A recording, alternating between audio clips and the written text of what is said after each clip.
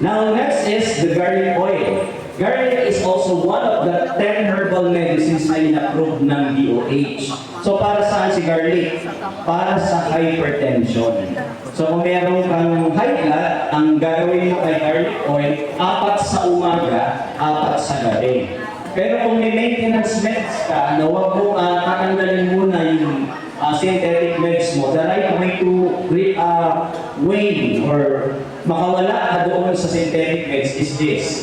I-integrate mo muna yung supplementation with your synthetic meds. Tapos, i-monitor mo yung minimaintain mo. So, if it's sugar, i-monitor mo yan on a daily basis. If it's BP, i-monitor mo yan ng 2 to 3 times a day. Now, pag napapansin mong tinitake mo yung maintenance meds mo, such as losartan, yung amlodipine mo, bumabagsak na sa normal range yung BP mo. Let's say, na 90 over 60 ka na, tapos, tinitake mo pa rin yung amlodipine mo, nagiging 80 over 50 something na yung BP mo, that is nag-hypotension ka na.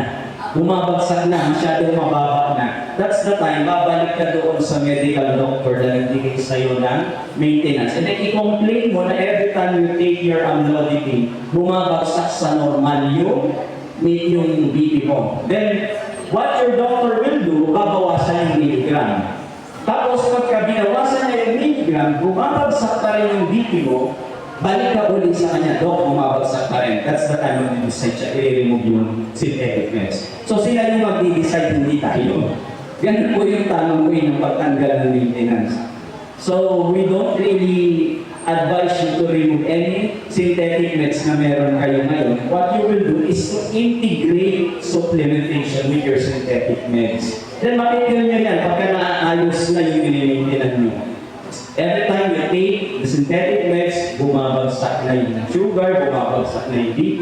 That's the time, unti-unti na inutin, no? Tatanggalin, babawasan muna until such time na matanggal na totally yung synthetic meds. Kasi kung hindi kayo makakawala dyan, masisira din yung kidney later on. No? Majority na nagdadialysis yan yung cause nung dialysis nila, yung too much synthetic meds. Kaya kung wala itong mga supplements na ito, lahat tayo na nag-maintain, nakapila sa dialysis center later. Kaya, be careful lang. So yung garlic oil is there to protect you from hypertension. So ang tamang inom, 4 sa umaga, 4 sa gabi. Pero habang umiinom kayo ng garlic oil, nag-BP dapat ha? Nag-BP. And then kung mababa na yung BP, medyo skip nyo lang siya. Skip lang yung pag-take ng garlic oil.